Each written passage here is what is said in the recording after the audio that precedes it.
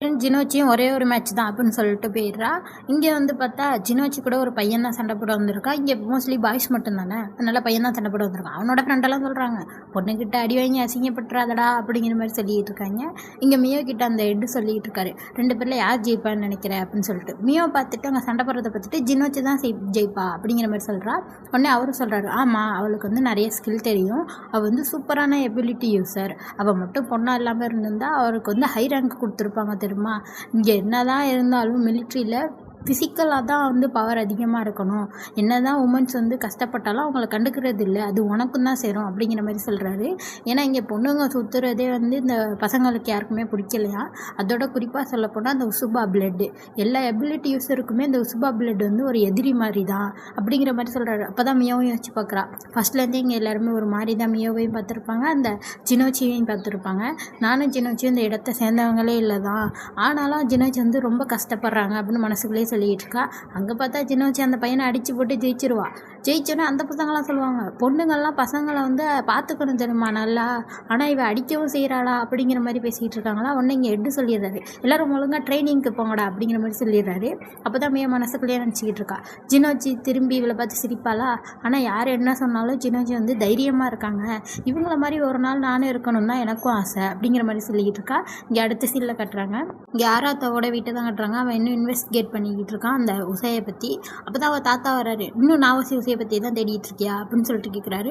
உடனே ஒன்று சொல்கிறான், ஆமாம் நான் வந்து அவரோட எபிலிட்டி பற்றி மிலிட்ரியில் சொல்லிட்டேன், இருந்தாலும் நிறைய விஷயம் எனக்கு தெரில, அதோட பிரின்ஸ் டக்காய்த்தை வந்து என்னை சுபா ஃபேமிலியை சரியான வழியில் கூட்டிகிட்டு போக சொல்லியிருக்காரு, நானும் அதுக்கு தான் ட்ரை பண்ணிகிட்டு இருக்கேன், ஆனால் நிறைய விஷயம் எனக்கு தெரில, உண்மையிலேயே அவர் யார் அப்படிங்கிற மாதிரி தாத்தாட்ட கேட்குறான். உடனே அதுக்கு அவர் சொல்கிறாரு, அவன் பேரை திருப்பி கேட்பேன்னு நான் நினச்சி கூட பார்க்கல, அவன் வந்து உனக்கு நினைவு வர நாளுக்கு முன்னாடிலேருந்தே அந்த உசை வந்து குடும்பத்தை விட்டு வெளில போயிட்டான் அப்படின்னு சொல்லிட்டு அப்படியே பாஸ்ட்டுக்கு போகிறாங்க என்ன நடந்துச்சுன்னு சொல்லிட்டு.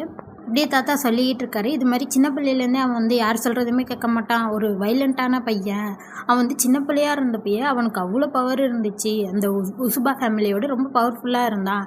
பார்த்தா அவன் என்ன பண்ணிக்கிட்டு இருக்கான்னா, ஒரு எறும்பு கூட்டம் போயிட்டு இருக்கு, அந்த எறும்பு கூட்டத்துலேருந்து பாதி எறும்பை பிரித்து ஒரு குழிக்குள்ளே போட்டு அதை கொலை பண்ண பார்த்துக்கிட்டு இருக்கான்.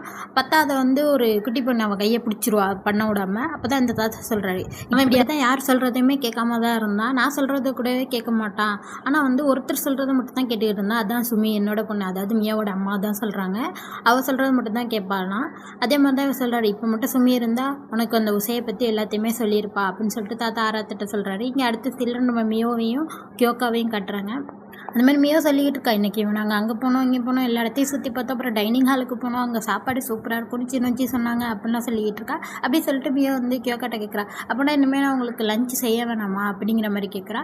உடனே கியோக்கா பார்க்குறா, ஏன் அப்படி அப்படின்னு சொல்லிட்டு. உடனே மியோ சொல்கிறா, இல்லை உங்களுக்கு அந்த டைனிங் ஹாலில் புதுசாக சாப்பாடு செஞ்சு தருவாங்க, நிறையாவும் செஞ்சு தருவாங்க, நான் செய்கிறத விட பெஸ்ட்டாக இருக்கும்ல அதனால தான் அப்படிங்கிற மாதிரி சொல்கிறா. உடனே கியோக்கா சொல்கிறா, அதெல்லாம் இல்லை, எனக்கு வந்து நீ செய்கிறத சாப்பிடணுன்னு தான் ஆசை, அங்கெல்லாம் எனக்கு சாப்பாடு பிடிக்கல, உனக்கு கஷ்டமாக இருந்தால் வேணா சொல்லு அப்படிங்கிற மாதிரி சொல்கிறோம். உடனே சொல்கிறேன், அதெல்லாம் இல்லை, நானே இனிமேல் உங்களுக்கு லஞ்ச் செஞ்சு தரேன் அப்படிங்கிற மாதிரி சொல்லிட்டு 2 பேரும் 3 பார்த்து ரசிச்சிட்டு இருக்காங்க, அழகாக இருக்குல்ல அப்படின்னு சொல்லிட்டு.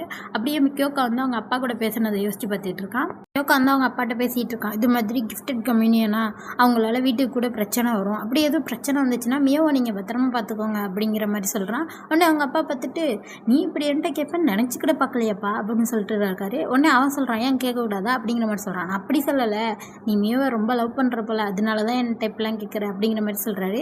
இப்போ வந்து இங்கே கட்டுறாங்க, கியோக்கா வந்து மியோ பக்கத்தில் உட்காந்து பார்த்துட்டு, ஓ இதுதான் லவ்வா, கொஞ்சம் பிரச்சனையாக சிக்கலாக தான் இருக்குது அப்படிங்கிற மாதிரி சொல்லிக்கிட்டு இருக்கான். இங்கே அடுத்த சீனில் கட்டணும். இப்போ தான் இங்கே பாஸ்ட்டை கட்டுறாங்க, அதில் வந்து நாவசி உசையும் அந்த சுமி மியோவோட அம்மாவும் இருக்காங்க. நம்ம மியோவும் இங்கே தான் நின்று பார்த்துக்கிட்டு இருக்கா. அப்போ தான் அந்த நாவசி உசைட்டு வந்து அவங்க அம்மா சொல்லிக்கிட்டு இருக்காங்க, நீ எதுக்கு திருப்பி அவங்கள அடித்த, இதே உன்னோட பிரச்சனையாக போயிட்டு அப்படின்னு சொல்லிட்டு. உடனே இவன் சொல்கிறான், அவங்க தான் ஆரம்பித்தாங்க, நான் வந்து செல்ஃப் டிஃபென்ஸ்க்காக தான் அடித்தேன் அப்படிங்கிற மாதிரி சொல்கிறான். நீ இப்படியே சொல்லு அப்படிங்கிற மாதிரி அவங்களும் சொல்கிறாங்க. இவன் கையை கொடுத்து என்னை தூக்கி விடு, எனக்கு அடிபட்டுச்சுல எழுந்திருக்க முடியல அப்படிங்கிற மாதிரி சொல்கிறான். இவங்களும் தூக்கி விடுறாங்க. டக்கு நீங்கள் மியோ கனவுலேருந்து முழிக்கிறா. பார்த்தா இது எல்லாமே மியோக்கு வந்த கனவு. அப்போ தான் மியோ பார்த்துக்கிட்டு இருக்கா, இதெல்லாம் நம்ம ரொம்ப ஓவராக யோசிச்சனால தான் வந்துச்சா, இல்லை ஆராத்தா சொன்ன மாதிரி ஃப்யூச்சரை பார்க்குற மாதிரியோ, இல்லை அடுத்தவங்களோட சோலை கனெக்ட் பண்ணுற மாதிரியோ இந்த கனவு இருந்துச்சா, இன்றைக்கி வந்து நான் நாவசி உசையை பற்றி கனவு கண்டாலும் என் ஹஸ்பண்டுக்கு யூஸ்ஃபுல்லாக இருக்க மாதிரி இல்லையே, ஏன்னா இன்னும் வந்து ஹஸ்பண்டுக்கு யூஸ்ஃபுல்லாக இல்லைங்கிற மாதிரி தான் வச்சுக்கிட்டு இருக்கா. அதனால் இன்றைக்கி யூஸ்ஃபுல்லாக ஏதாச்சும் பண்ணணும்னு சொல்லிட்டு இங்கே வந்திருக்கா. அந்த ஆஃபீஸில் தான் அந்த கிச்சன் கூட க்ளீனாக இல்லாமல் இருந்துச்சுல்ல, அந்த இடத்த போய் க்ளீன் பண்ணலான்னு தான் வந்திருக்கா. வந்துட்டு எங்கேருந்து ஆரம்பிக்கலாம் அப்படின்னு சொல்லிட்டு பார்த்துட்டு இருக்கப்ப ஜினோச்சியும் இங்கே வந்துடுறாங்க. அவங்களும் வந்து சொல்கிறாங்க, இது மாதிரி நானும் வந்து க்ளீன் பண்ண வந்திருக்கேன்னா இவ சொல்கிறா, உங்களையும் கூப்பிட்டதில்ல என்ன மன்னிச்சிருங்க, இங்கே எனக்கு பாதுகாப்பு தரீங்க, சும்மா இருக்கிறதுக்கு எனக்கு ஒரு மாதிரி இருந்துச்சு, அதான் இந்த உதவியாச்சும் செய்யலாமேன்னு வந்தேன் அப்படிங்கிற மாதிரி சொல்கிறா. உடனே வந்து ஜினோச்சியும் சொல்கிறா, அதெல்லாம் ஒன்றும் இல்லை, நானும் கமாண்டரோட பர்மிஷனோட இங்கே க்ளீன் பண்ண தான் வந்திருக்கேன், வா 2 பேருமே பண்ணுவோம் அப்படின்னு சொல்லிட்டு க்ளீன் பண்ண ஆரம்பிக்கிறாங்க.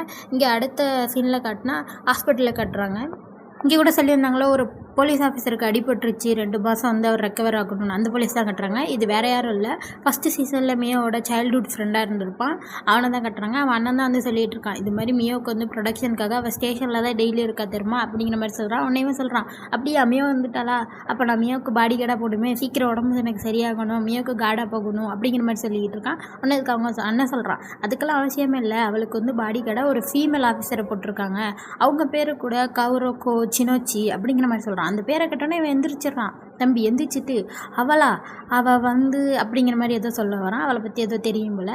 அதோட இந்த எபிசோட் முடிஞ்சிச்சு. அடுத்த எபிசோட் பார்க்கணுன்னா மறக்காமல் சேனலை சப்ஸ்கிரைப் பண்ணிக்கோங்க. பாய்.